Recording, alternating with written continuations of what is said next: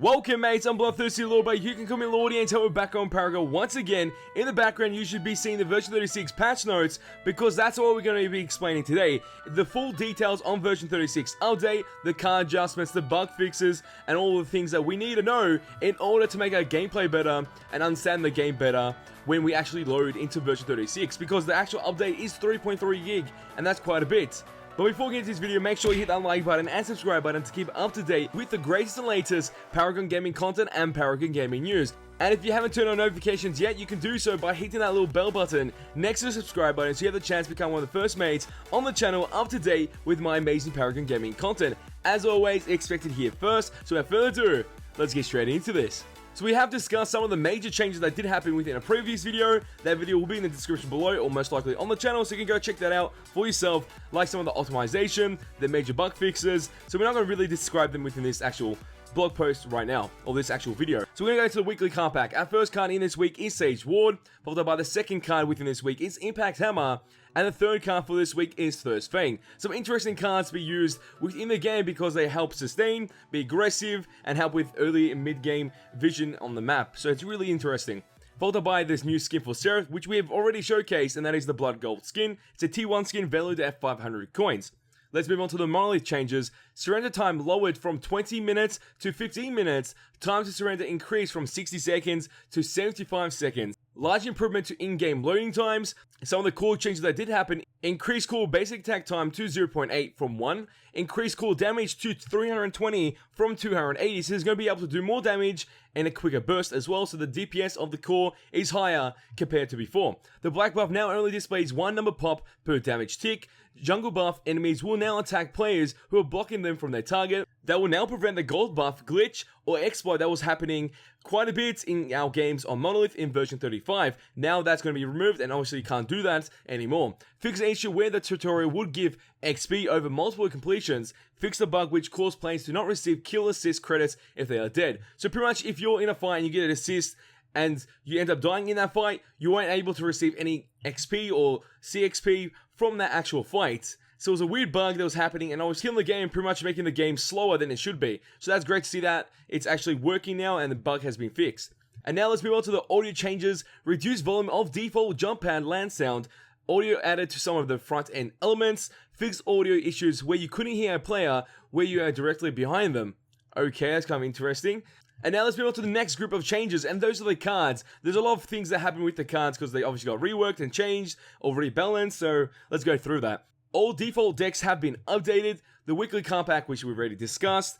Bump Juice reduced max health restore per use to 50 from 90. Zap Juice reduced max mana restore per use to 35 from 40, so nerf on those two items. Guardian Ward, fully upgrade bonus changed to max health from power. Just a different upgrade bonus at the very end. Chronomancer Disc, max mana stat has been changed to mana regen. Nature's Muse, activate now, costs 150 mana. Scout Ward, reduced number of charges to 1 from 2, no longer shares a cooldown with advanced shadow wards.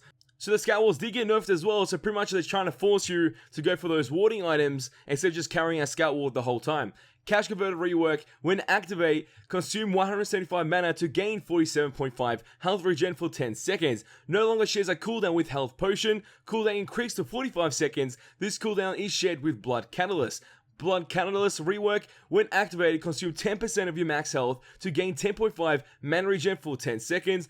No longer shares a cooldown with mana potions. Cooldown increased to 45 seconds. Cooldown is shared with Cash Converter. So they both got reworked in their own particular way to gain certain bonuses. They're going to be still useful cards, but not as useful as before. Let's move on to the next card, and that is Honor the Pure and Barrier of the Will rework. Active is called Team Shield, which is a new active or new type of element or mechanic. Team Shield active now costs 100 mana.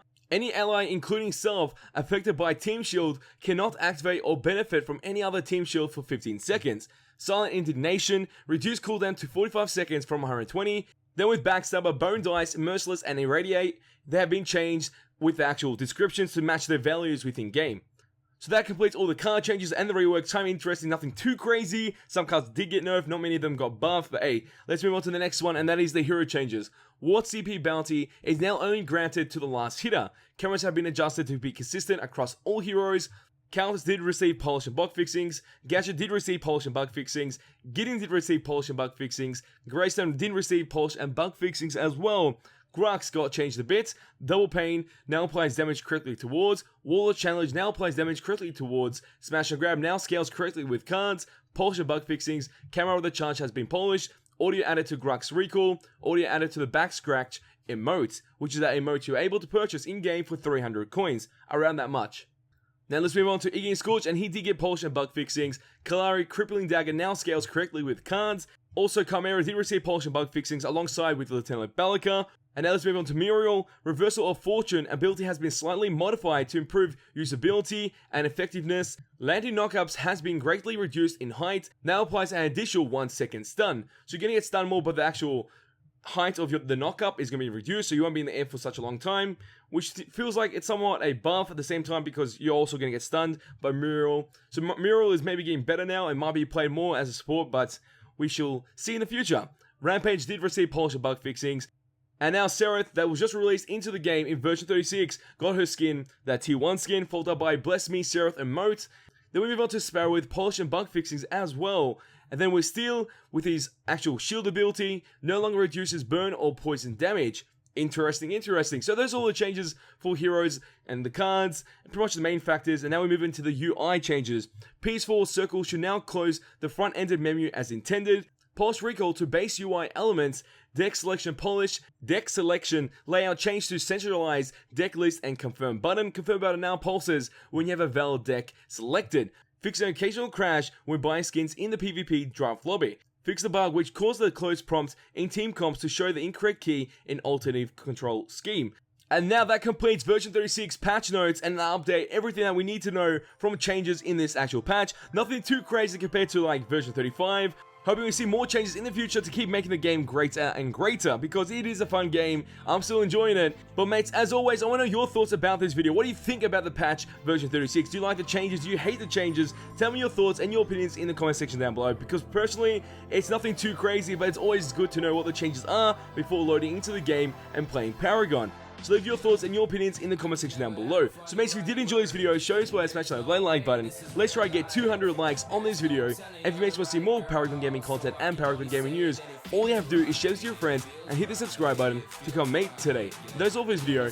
Oh, time to go, but don't you worry. We're back very soon. Thanks out, boys. This ain't nothing yet. So am I the only unlucky one that wants to play Paragon, but every time I get into a lobby, everyone's just draft dodging? Come on, mates, what's going on? That it feels right.